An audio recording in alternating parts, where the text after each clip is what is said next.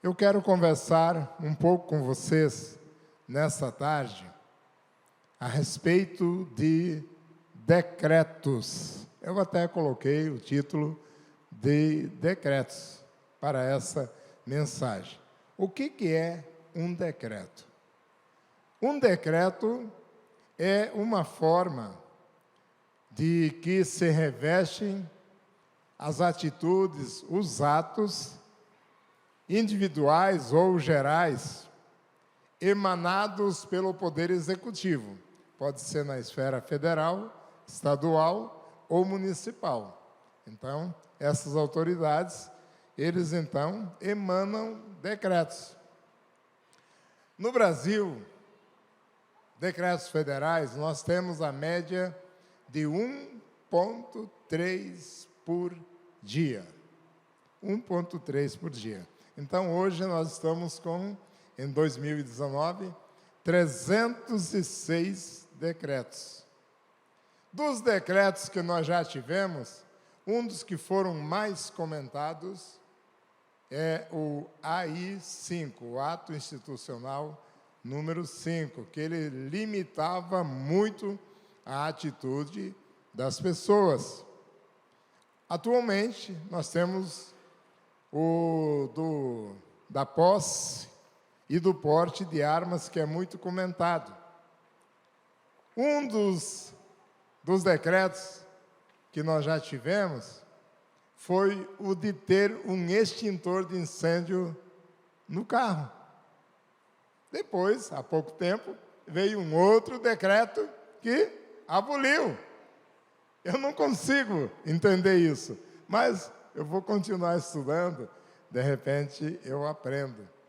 Atualmente nós temos o decreto da bagagem nos voos, que limita o que você pode levar.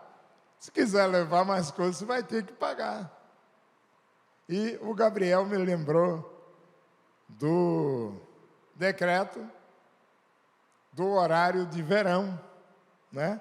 Nós tivemos o horário de verão e agora não temos mais. Então, os decretos, eles vão e deixam de existir também. Um dos mais antigos que eu encontrei foi o decreto número 5.452, do dia 1º de maio de 1943. É sobre a licença maternidade. Está em uso até hoje, está valendo, e o prazo foi prorrogando. E agora tem também o decreto da paternidade, né? Vamos continuar nisso aí.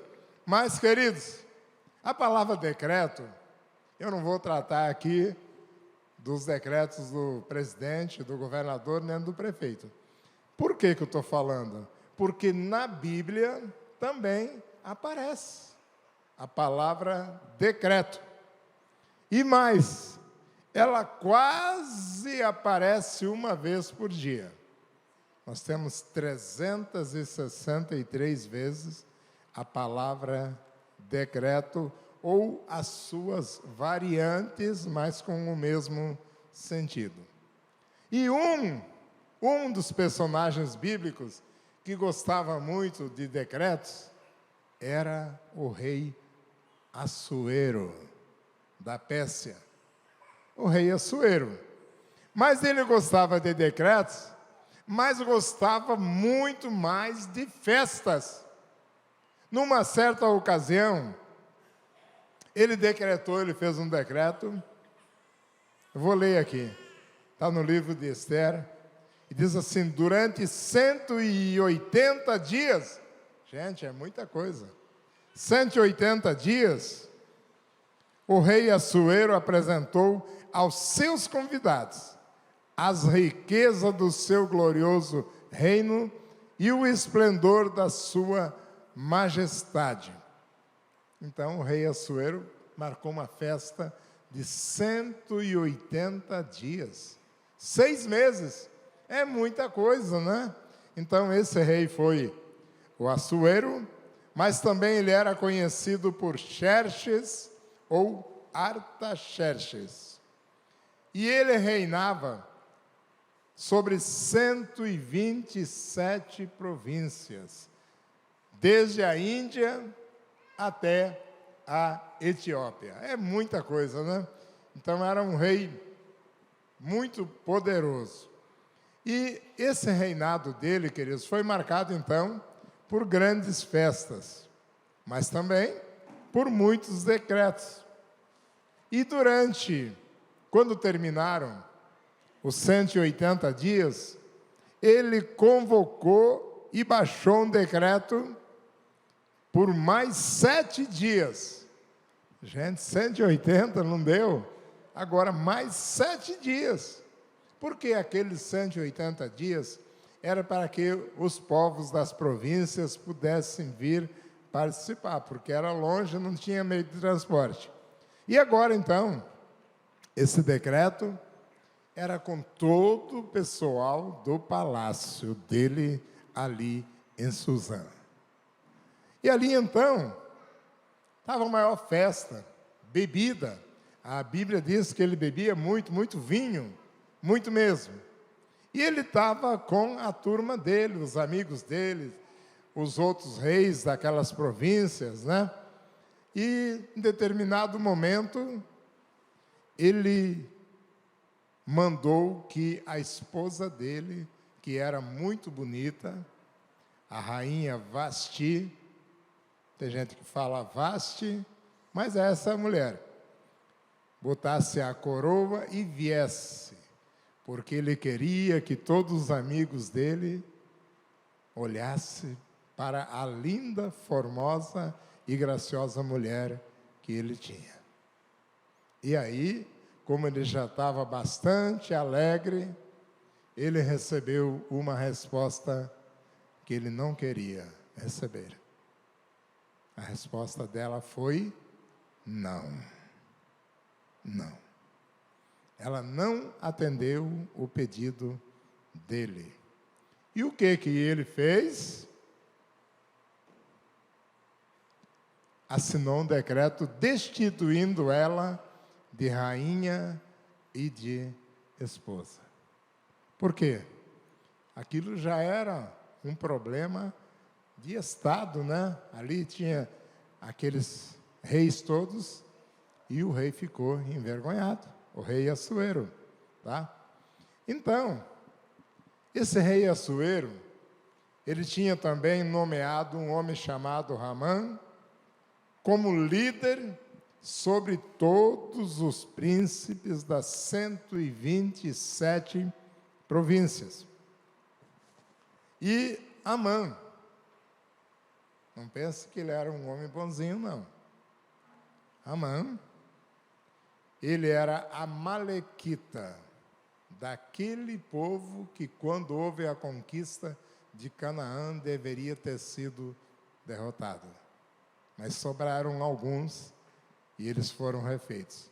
Um povo inimigo de Deus, e Ramã era desse povo.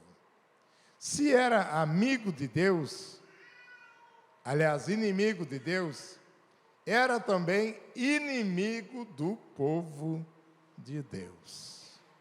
E esse Ramã, ele queria ter honras, um homem muito orgulhoso. Então, todos os homens deveriam se curvar perante ele. E houve, então, um homem que não se curvou, de forma nenhuma. Ele não se curvou.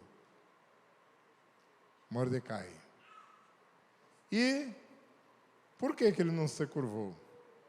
Porque os cristãos, o povo de Israel, o povo judeu, se curva perante Deus e não perante um homem pecador. E aquele homem ficou muito irado. E ele decidiu, então, planejou convencer o rei Assuero a destruir aquela minoria étnica do povo de Israel, dos judeus. E esse povo de Israel, os judeus, estavam espalhados por todas as 127 províncias. E ele queria dar um fim em todos. Vamos ler então o texto bíblico que trata disso, está lá em Esther capítulo 3, versículos de 8 até 11. Esther 3, de 8 até 11. Você pode abrir a sua Bíblia, seu smartphone, seu iPad. Pode ler na Bíblia do seu irmão que está aí do seu lado, da sua irmã. Diz assim a palavra do Senhor. Palavra de hoje, por gentileza. Palavra Esther 3, de 8 a 11. Obrigado. Diz assim a palavra. Então, Ramã disse ao rei Assuero: existe certo povo, disperso, espalhado entre os povos de todas as províncias do teu império, cujos costumes são diferentes de todos os outros povos, e que não obedecem às leis do rei. Não convém ao rei tolerá-los. Daí ele disse mais: se for do agrado do rei, que se decrete a destruição deles, e colocarei 350 toneladas de prata na tesouraria real à disposição para que se execute esse trabalho.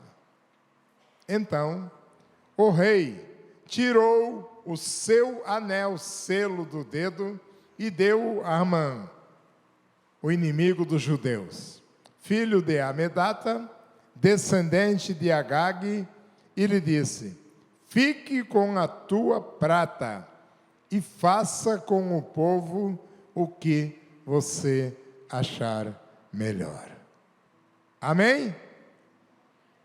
Meu Pai querido, depois de ler esta palavra, eu te peço que o Senhor nos leve ao entendimento da tua verdade plena, não só do que foi lido, mas desse livro de Esther, Pai.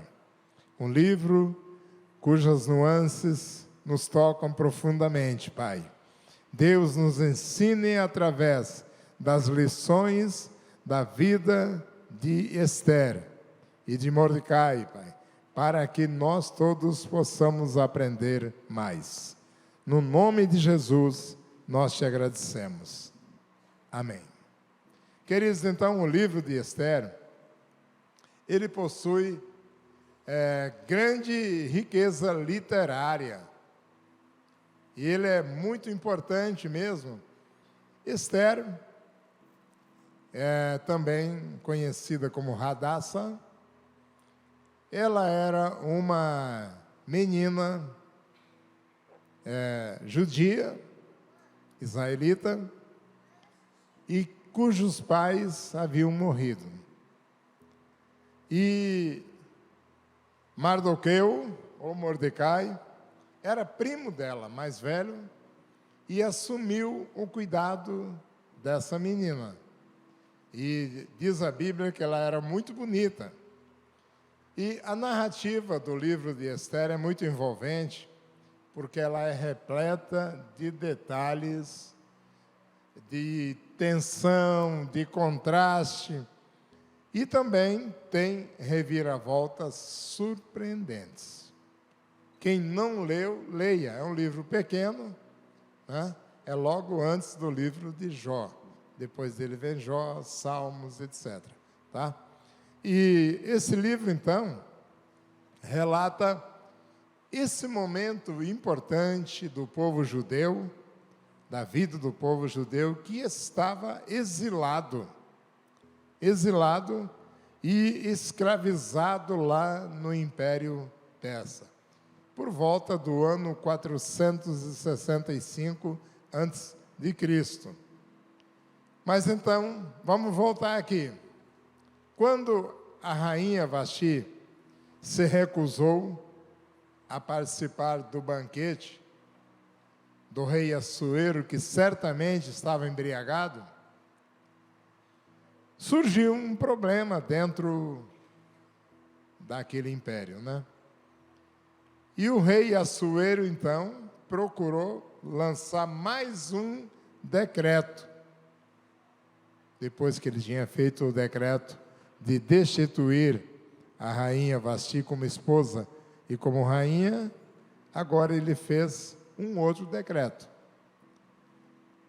Que todas as moças virgens de todo o império, das 127 províncias, bonitas, formosas, deveriam se apresentar ali na fortaleza de Suzã para um concurso, para ver quem seria a próxima rainha, a próxima esposa do rei Assuero. Tá? E quem foi que ganhou? Foi Ester. Foi Ester. Uma mulher que merece destaque na história e dentro da Bíblia Sagrada. E ela viveu nesse tempo, quando Assuero era o imperador e governador de toda a Pérsia. Também nós podemos entender que esse acontecimento foi um propósito de Deus, quando Esté substituiu a rainha Vasti, que se recusou, para que ela pudesse também ser usada dentro dos propósitos de Deus, dentro dos decretos de Deus, vamos falar assim, para ajudar a salvar o povo judeu. Ester foi uma mulher de muita fé, uma mulher que quebrou paradigmas, muito corajosa, mas ela foi também muito prudente. E ela agiu de um modo diferente. Assim como qualquer um de nós cristãos, temos que agir de modo diferente do mundo. E se nós olharmos, eu já falei aqui a respeito do inimigo, o diabo ele não se contenta com pouca coisa, mas ele quer atingir mais. Se ele puder destruir uma pessoa, ele destrói. Mas se ele puder destruir uma família, para ele é melhor. Se ele puder destruir uma igreja, muito maior, muito melhor. Então ele quer cumprir o papel dele. E agora então, através de Ramã, o diabo queria destruir todo o povo judeu que estivesse dentro do reino da Pérsia, através desse decreto. Através desse decreto. E a notícia, ela se espalhou rapidamente. Aí mesmo diz assim: por ordem do rei, os mensageiros partiram às pressas e o decreto foi anunciado em alta voz, não só na fortaleza de Suzã, mas em todo o império, todo o reinado. E o rei e Ramã ficaram assentados, bebendo. E a Bíblia diz que, entretanto, a cidade de Suzã estava sob grande aflição e horror. Eles estavam apavorados, porque tinha data para que fossem mortos todos os judeus. Então, naquele tempo foi através de mensageiro, mas hoje uma notícia acontece no Oriente Médio, 1 minuto depois ela está aqui em Vilhena, através das redes sociais, através da imprensa. Afinal, hoje é muito rápido. E o povo judeu é o povo escolhido por Deus, a menina dos olhos de Deus. Sempre tiveram presença marcante nas altas esferas da sociedade. Hoje não é diferente. O povo de Deus é um povo especial. E ali naquele tempo também estava dentro da realeza persa, aquele povo todo. Mas por aquele decreto que foi bolado por Ramã, ninguém poderia escapar da morte. Ninguém, nem mesmo a rainha Ester. Nem mesmo a rainha Ester poderia escapar. E a rainha Ester, ela agiu com muita sabedoria, com coragem, com fé, com abnegação, mas certamente o coração dela estava acelerado. Porque ninguém podia se dirigir ao rei, ao imperador, se ele não chamasse. E ela queria, mesmo sendo esposa e rainha, ela não tinha esse direito de chegar diante do rei. Tinha que esperar ele chamar. Mas ela escolheu o tempo certo. Lá em Eclesiastes 3:7 diz que há um tempo certo para cada coisa. Um tempo para calar e um tempo para falar. Ela esperou o tempo certo. Ela não expôs publicamente o rei. Ela esperou o momento certo, a hora certa e o lugar certo. Então ela preservou a dignidade do marido dela, do rei Assuero. E ela criou uma oportunidade mais adequada para revelar ao rei a sua preocupação. E mais, ela confiou em Deus. Em Esther 4:15-16 diz assim: então, Esther mandou esta resposta para Mardoqueu. Veja a atitude de Esther. Vá reunir todos os judeus que estão em Susã e jejuem em meu favor.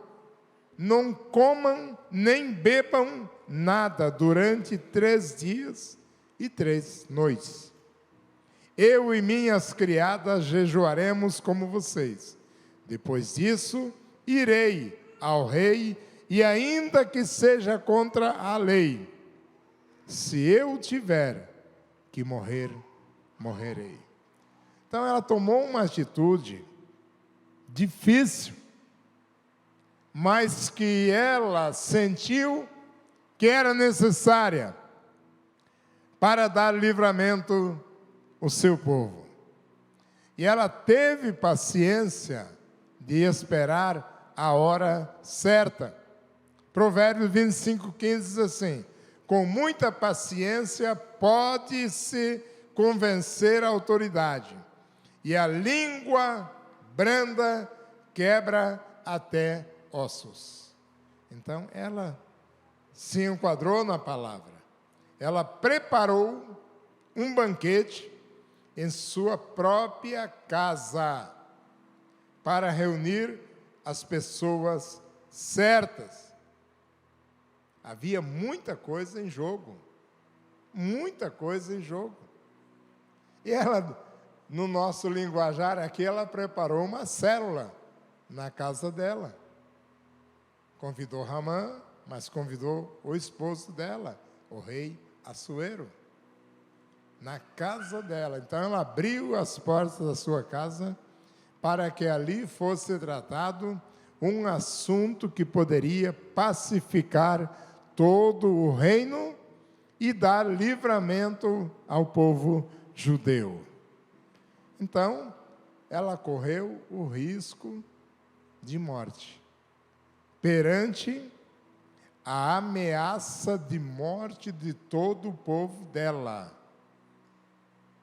pelo decreto do rei Assuero, que foi maquinado por Ramã. E aí, a partir desse momento, a sequência de eventos foi decisiva para a vitória. Eu, pessoalmente, acredito que foi o Espírito Santo quem agiu na vida do rei Assuero para que ele pudesse ficar sabendo toda a trama e toda a verdade. E para que ele soubesse também quem estava do lado dele e quem estava com interesses particulares. É como nós, queridos, quando nós nos esforçamos, nos entregamos para alguma coisa, para o crescimento do reino de Deus, muitas vezes pode até ter algum prejuízo momentâneo para nós, mas lá na frente nós seremos recompensados. Por isso eu digo, vale a pena nos esforçarmos, abrir a nossa casa para uma célula, liderar uma célula, fazer um trabalho de visita, orando por pessoas, para que o reino de Deus possa estar crescendo. Então, diante do que aconteceu, o decreto para a extinção dos judeus foi anulado. Foi anulado. E o povo judeu ficou livre. E Ramã, a Amalequita, acabou na sua própria armadilha. Tá? Na própria forca que ele mandara fazer para enforcar Mardoqueu. Vamos trazer para a nossa realidade. Eu aconselho que leiam o livro inteiro, é muito importante. O livro de Esther, bem pequeno, tá? O pecado, ele atinge todo mundo. É como um decreto de morte. É como um decreto de morte. Todos nós já nascemos com o decreto de morte. Romanos 3, 23. Porque todos pecaram e destituídos estão da glória de Deus. Como naquele tempo o diabo queria destruir aquele povo, uma geração inteira, hoje também, queridos. Não pense que ele mudou, ele continua querendo destruir uma geração inteira, uma família inteira, uma igreja inteira, uma célula inteira. Mas nós não podemos nos render ao decreto de morte. Temos que ter um decreto de vida com Jesus. João 10, 10. Eu vim para que tenham vida, e vida em abundância. Essa é a palavra de Deus para nós. Jesus, ele não foi egoísta. Se Jesus fosse como a maioria de nós, ele teria se recusado à cruz. Ele teria renunciado à cruz. Mas ele não foi egoísta, pensou em todos nós, pecadores, os que vieram naquele tempo, os que estão no tempo de agora e aos que virão em tempos futuros. A rainha Esther também não foi egoísta. Ela colocou a sua vida em risco para salvar os judeus. Eu não posso ser egoísta. Eu preciso ser útil para alcançar outras vidas para Cristo. Eu preciso mudar aquilo que Deus quer mudar na minha vida. Aquilo que Deus quer mudar em minha volta. Mudar aqueles que estão ao nosso alcance e que precisam de Jesus. Você e eu não podemos amar o sistema do mundo, que era o que Haman queria. Ele queria se sobrepor. Ele queria honrarias. Mas isso não é importante para nós. E eu vejo assim que Esther, ela é um símbolo da igreja resistente, da igreja que se posiciona para ser forte para o reino de Deus, para ser forte no sentido espiritual, para ser forte no sentido de amar as pessoas, de ajudar nas pessoas, de abrir a nossa casa para que pessoas venham participar da igreja em pequenos grupos, que é a célula. Eu vejo desse jeito. E quando nós lemos as notícias na internet, nas revistas, nos jornais, nós vamos ver como é que está a Rússia, a China, Cuba e tantos outros países, Coreia do Norte, onde o povo está sofrendo, sem esperança. África.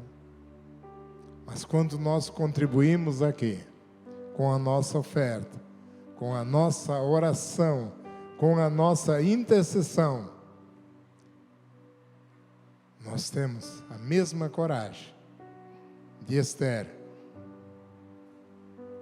de chegar com coragem e com o fruto do Espírito nas casas, nos bairros, na cidade de Vilhena e em outras cidades. Mesmo que sejamos minoria, como era o povo judeu lá naquele lugar, em Suzã. E nós precisamos então o quê? Confiar nos projetos de Deus para a nossa vida. Os decretos de Deus significa, então, o propósito ou uma determinação em relação aos acontecimentos que teremos aqui em Vilhena ou em qualquer outro lugar, qualquer bairro da cidade, né? O salmista, ele declara no Salmos 2, versículo 7: proclamarei o decreto do Senhor, e ele me disse: tu és meu filho, eu hoje te gerei. Esse é um decreto interessante para nós. Esse é um decreto que nós podemos levar para o nosso vizinho, nosso colega de trabalho, colega de aula, colega de bate-papo, em qualquer lugar. Então, os decretos de Deus, eles têm um propósito também. E o propósito de Deus é eterno. O apóstolo Paulo, em Efésios 3:11, ele chama de propósito eterno os decretos de Deus. Então, os decretos de Deus incluem muitos eventos que vão se formando sucessivamente através do tempo. Quando nós deixamos Deus trabalhar na nossa vida, eles vão ser direcionados para o bem. Mas quando nós deixamos o inimigo tomar conta da nossa vida, vai acontecer sucessivamente coisas ruins, coisas más. E vamos lembrar de uma coisa: os decretos de Deus, eles foram traçados não hoje, mas lá, antes da fundação do mundo. Antes da fundação do mundo. E nessa tarde, queridos,